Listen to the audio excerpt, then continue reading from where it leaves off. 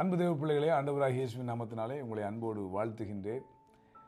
வேத புஸ்தகத்தில் ஜெபத்தை குறித்து ஏராளமான காரியங்கள் நாம் கற்றுக்கொள்வதற்காக கொடுக்கப்பட்டிருக்கிறது. அவைகளில் 1-2 காரியங்களை நாம் கற்றுக்கொண்டு வருகின்றோம்.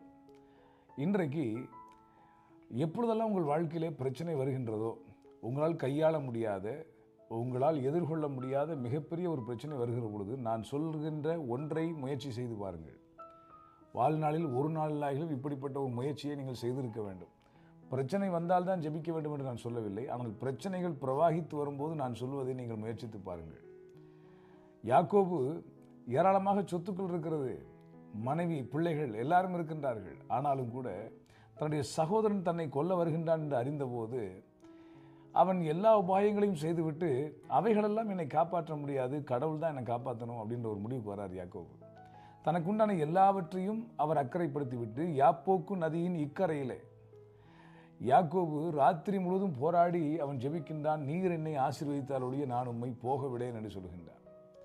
உலகத்தில் எத்தனை ஆசீர்வாதங்கள் நாம் வைத்திருந்தாலும் கர்த்தரால் தரப்படுகிற ஆசீர்வாதம் தான் வேதனை இல்லாதது.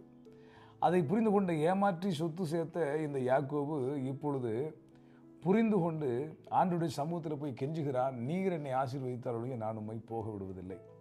இரவு முழுவதும் அவர் ஜெபித்தார். நான் உங்களுக்கு சொல்லுகின்றேன், வாழ்க்கையில் பெரிய பிரச்சனைகள் வரும்போது, சோகங்கள் வரும்போது, உங்கள் சொந்த முயற்சியிலேயே, உங்கள் ஞானத்திலேயே, உங்கள் புத்தியிலேயே போராடி தோற்பதை விட நான் உங்களுக்கு சொல்லுகின்றேன், ஒரு ராத்திரி ஆகிலும் கர்த்தர் சமூகத்தில் போய் போராடுங்கள்.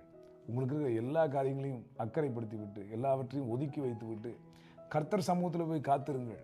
நிச்சயமாக கர்த்தர் உங்களுக்கு ஜெயத்தை கொடுப்பார். இந்த ஜெபத்தை குறித்து கற்றுக்கொண்டு வருகிற போது அந்தரங்கத்திலே பார்க்கிற பிதா வெளியரங்கமாய் பலனளிப்பார் என்று சொன்னேன். இந்த ஜெபத்தில் போராட்ட குணம் வேண்டும். தனி ஜெபத்தில் தான் நல்லா போராடி ஜெபிக்க முடியும். எப்பாப்ரா தீத்து உங்களுக்காக எப்பொழுதும் போராடி ஜெபிக்கின்றான் என்று சொல்லப்பட்டிருக்கிறது. யாக்கோபு அப்படிதான் போராடி ஜெபித்தார்.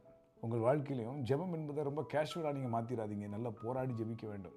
இயேசுவின் கெத்செமனே தோட்டத்திலே இயேசு கிறிஸ்து ஜெபித்த ஜெபம் இருக்கிறது ஆச்சரியமானது. அதிக வியாகுலத்தோடு, துக்கத்தோடு, பெருமூச்சுகளோடு, பலத்த சத்தத்தோடு, முகங்குப்புற விழுந்து, முழங்கால் நின்று ஆண்டவராகிய இயேசு கிறிஸ்து வியர்வை துளிகள் இரத்தத்தின் பெருந்துளிகளாய் வெளிப்பட்டதான். அந்த அளவுக்கு தன்னுடைய ஆவியை ஊற்றி இயேசு கிறிஸ்து ஜெபித்தார். உங்கள் ஜெபங்களும் let it be a very powerful time. உங்கள் பலனெல்லாம் கர்த்தர் சமூகத்தில் நீங்கள் செலவழியுங்கள், புது பலனை பெற்றுக்கொள்வீர்கள். தாவீது தன் தேவனாகிய கர்த்தருக்குள்ளே தன்னை பலப்படுத்தி கொண்டான் என்று சொல்லப்பட்டிருக்கிறது. நீங்களும் உங்களை திடனடைய செய்ய வேண்டிய இடம் கர்த்தருடைய சமூகம் மாத்திரமே. God bless you.